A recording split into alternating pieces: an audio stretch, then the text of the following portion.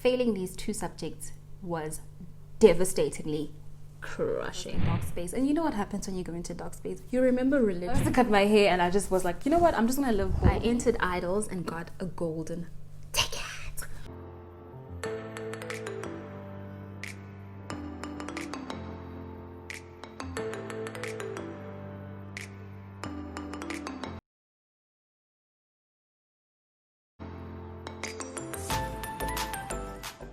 Hi guys, welcome back to my YouTube channel. My name is Notando and I make videos on construction, lifestyle and travel.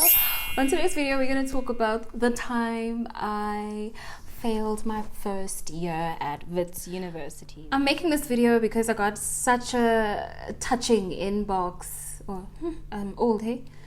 Touching DM on Instagram, and it was a lovely lady telling me that she failed a module and she doesn't know how to get over like the depressed state of it. And I'm like, girl, I've been there, and I thought that there might be some other people, especially because now it's December, who did not pass their modules or they're going through the same thing. And I thought I should share my story, and hopefully you will be helped, motivated to move. And yeah, let's get into the video. So quick story, growing up I was a chilled child, law-abiding citizen, did my homework, and then I'd be invited to prize giving, and then the very specific moment when I remember that maybe I should put in a bit more effort was in grade 4, and we're all in a line to get like our prizes, and how they make us stand is like from like the top student and then goes down to like with the least awards, and I was like number 3. There's something here. I want to be number 1. And then I started working kind of hard. And throughout my majority of my school career, I was doing very well, predominantly well. So that was part of my identity, that Notando can pass well. And she gets awards. So I embraced that. It was part of my identity. Went to high school, and then it started like chipping away a little bit. And I was just like, oh, what's happening? My sister was like, I guess it's in your I don't know if we can prove that or not, but maybe. Anyway, I started having to work extra hard when I was in high school, and that's where like the struggle kind of started. But I still really identified with somebody who is academically strong. So when I got to university, I had already taken a gap year to upgrade my maths and physics marks. So I was already feeling like I'm a bit behind compared to other people. Anyway, went through the year. It was okay. Like I actually did very well in my first year, except for 2 courses, which were the courses that I was upgrading. So failing those 2 courses was the most depressing thing I've ever gone through. Oh my gosh, it was horrible. So you already have that, oh my gosh, I need to do this record time. And then you repeat the same subjects that you were fixing. And you're just like, there's a point, I questioned everything. I questioned my brain. I questioned whether I'm choosing the right path. I questioned a lot of things. I remember asking my mom if she's disappointed in me. Oh my gosh. And she was nice about it. She was like, no.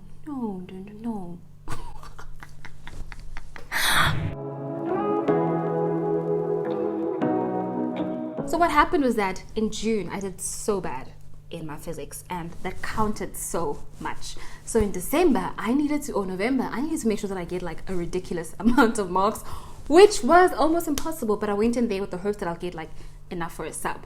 With maths, I don't actually remember what happened with maths. I think I got comfortable and I was like, I know what I'm doing. I don't know what happened with maths, but I needed to put in a bit more effort. I just did not expect to fail it, so that was like a surprise. But physics I knew, and I was just hoping for a sub. And because of how my university works, if you're in first year, you can only have 1 sub. So if you fail 2 courses, sorry, jy gaan nie 'n kuns kry nie. Jy moet nou weer volgende jaar kom. So obviously this is not fun. I'm thinking about myself. I'm in a dark space. I was in a dark space. And you know what happens when you go into a dark space? You remember religion. You remember the Lord or whatever you believe in. So I became one. I was best friends with God and my Bible. And I read and I prayed. And that kind of helped me through. It really was very helpful. You know, aligned myself. Literally like going through a breakup of some sort. You find solace and comfort in religion, and that's what I did. I went through that. That's the first thing I did. And then next year came, obviously it's like you're embarrassed, but the nice thing about it was that you're not the only one. So there's some of your classmates who would have not passed the same subjects, and you start making friends with them even if they're not in your initial circle. So that's what I did, and that's comforting because you know you have them and they know you from last year, and then you kind of like meet the new kids, which is a thing on its own as well. So yeah, I broadened my friendship circle with people who I started with, and then also kind of like renewed and started embracing that, okay, fine, this is my reality. And because of the whole clashing of timetable thing, I realized that I had more time. So now that I have more time, this means I can do some extramural activities. Silver lining. So I joined swimming, I joined Wits Music, which is like a music society, and then I joined Wits Hip Hop or something. I thought, was it Wits Hip Hop? I don't know why I did that. Why did I do that? No, because I can't even dance. It was so hard. Those routines are so hard. And yeah, I joined Wits Hip Hop. And also, I entered Idols and got a golden ticket.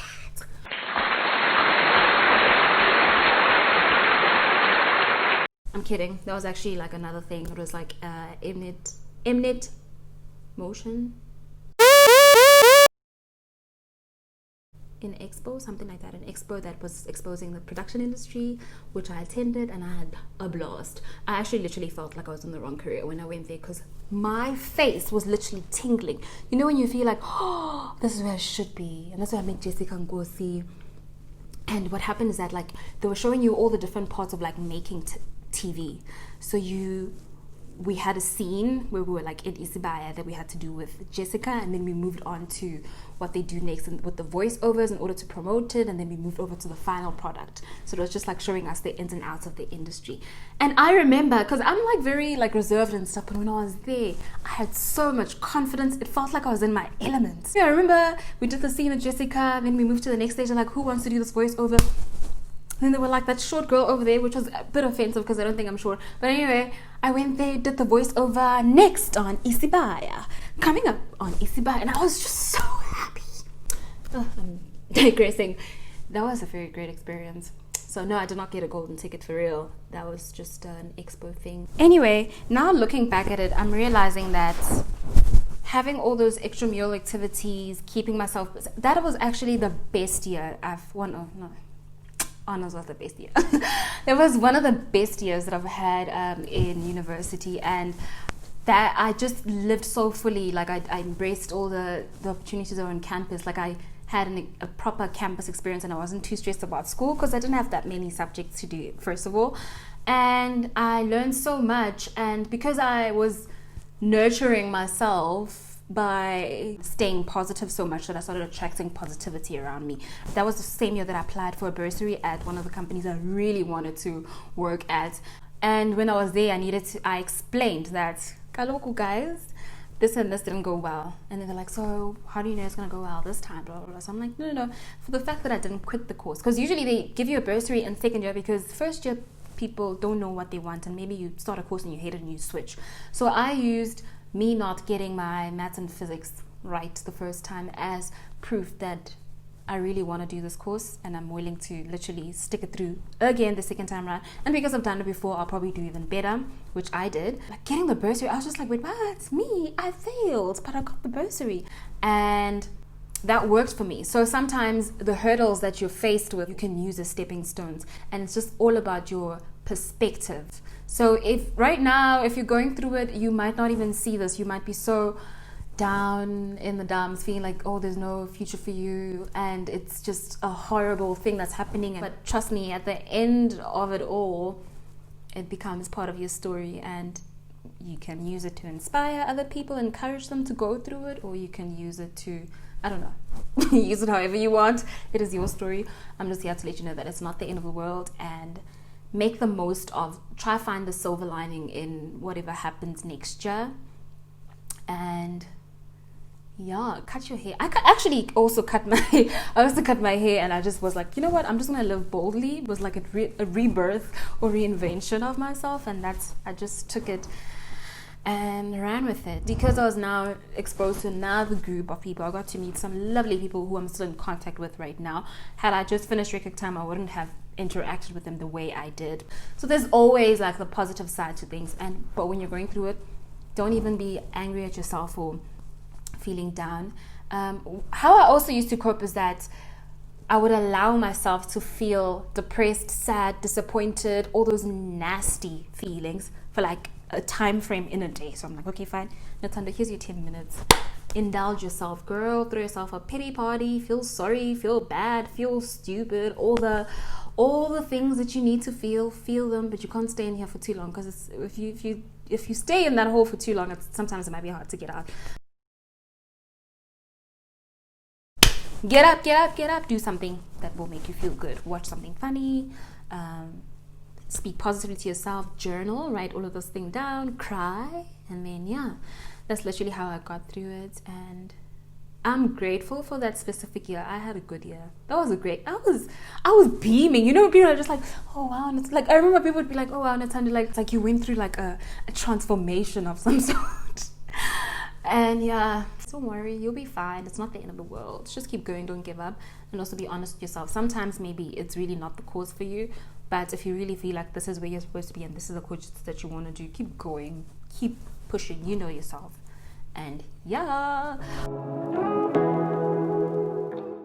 if you fail the course and it's going to impact your studies financially, please leave a comment down below, your email address, or I will add my email in the description and you can email me and I'll forward you any opportunities that will assist financially. Yeah. Thank you so much for watching this video. I hope you found it encouraging, and if you're going through it, it's not going to last forever. Make the most of the positives that come with it. I know it's hard to see it at this very moment because you're feeling like, oh my gosh, why me? I don't know. Try to go through the motions. Don't try to ignore or bury them in.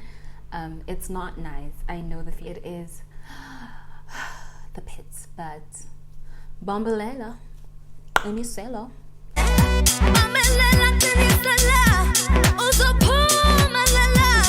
And you'll get through it. Don't do anything that's permanent in this temporary situation. Did I hear that? Wow. Profound. Yes, girl.